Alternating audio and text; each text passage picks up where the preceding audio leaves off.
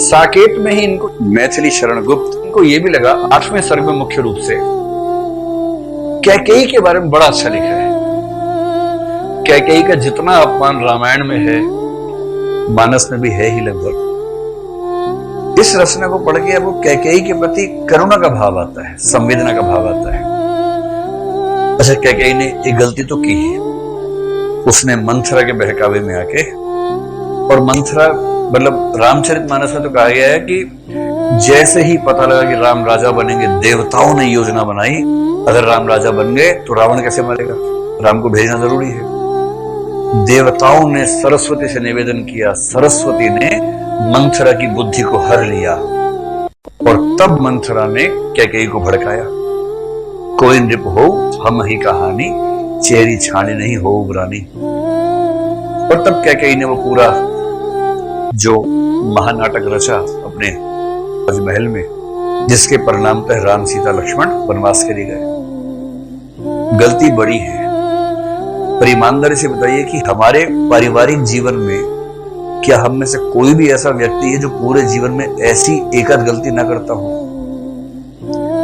जिस गलती से संयुक्त परिवार की संयुक्तता खतरे में पड़ जाती हो? ऐसी एकाध गलती हमारे पूरे परिवार में एक भी वरिष्ठ व्यक्ति जिसने ना की हो।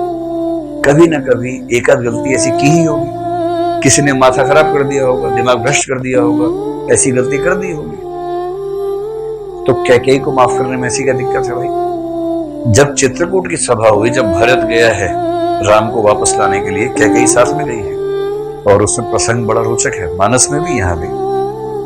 भरत राम से कह रहा है, सब लोग सुन रहे हैं, आसपास हजारों लोग सुन रहे हैं, कह रहा है कि भैया मैं दुखी हूं, मेरी माता ने मुझे जन्म ही क्यों दिया, मुझे तभी क्यों नहीं मार दिया, मेरी वजह से आपको यहाँ आना पड़ा। हे भ्राता, मैं मर जाऊं, मैं रोऊं, मैं क्या करूं, आंसू बह रहे, दनादन आंसू बह रहे, और पीछे से नारे लग रहे, भाई हो तो भरत जैसा वरदान ना हो। तो लक्ष्मण कह रहा, अच्छा मैं साथ साथ आ गया, मैं कुछ नहीं। भायप भक्ति चल रही है। भायप भक्ति का मतलब भाई के रूप में भक्ति करना, भायप भक्ति का प्रसंग है। फिर भरत कह रहा है, इस सारी समस्या की जड़ में मेरी मां है, मुझे दुख है कि मैं इसके पेट से क्यों पैदा हुआ।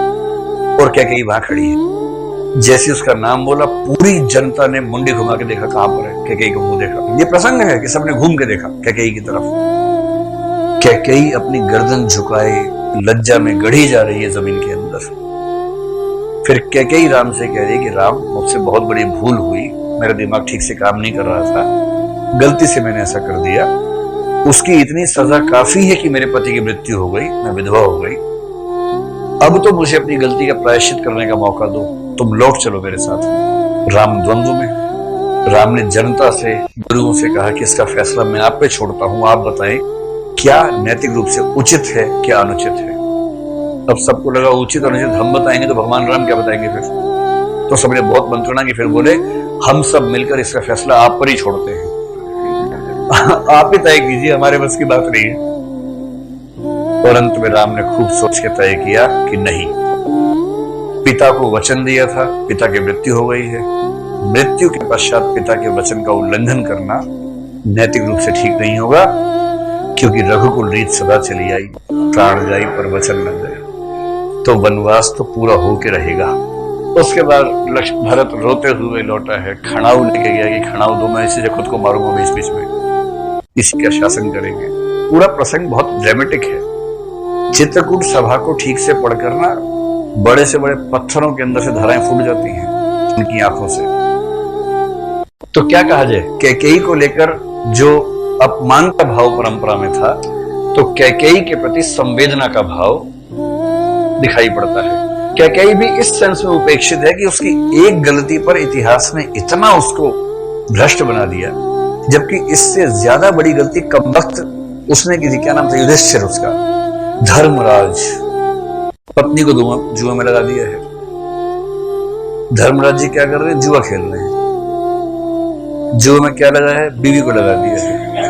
सब खत्म हो गया। द्रौपदी तुम बची हो, आओ तुम आ जाओ। द्रौपदी कह रही है प्रभु क्या बकवास कर रहे हो? नहीं नहीं, एक आखिरी दांव खेल लेते हैं, आ जाओ। दुर्योधन कह रहा बताओ क्या है, क्या लगा रहे हो? द्रौपदी को लगा रहे हैं, चलो बैठो यहाँ पर। दुर्योधन दुशासन कह रहे हैं कि हार गए तो द्रौपदी हमारी हो जाएगी। हाँ हो जाएगी, कोई बात नहीं, ठीक है, चलो खेलो, पासा लगाओ। और हार गए। फिर दुर्योधन दुशासन बकवास कर रहे हैं, फिर युद्ध होगा, उसके बाद युद्ध जो होगा सो होगा। इस दुष्ट आदमी की बात तो सोचिए, जो जुए में अपनी पत्नी को दांव पे लगाने के बाद भी धर्मराज बना रहे। भारतीय परंपरा उसका मूल्यांकन कैसे कर रही है, और जिसने इससे कम संगीन गलती की और एक बार गलती के बाद खूब माफी मांगी, उसका मूल्यांकन भारतीय परंपरा कैसे कर रही है? ये भी तो सवाल है। बड़े व्यक्ति की गलती गलती नहीं होती है। वैदिक की हिंसा हिंसा न भवति, वेदों में कहा गया तो फिर हिंसा थोड़ा है, पवित्र बात है वो तो।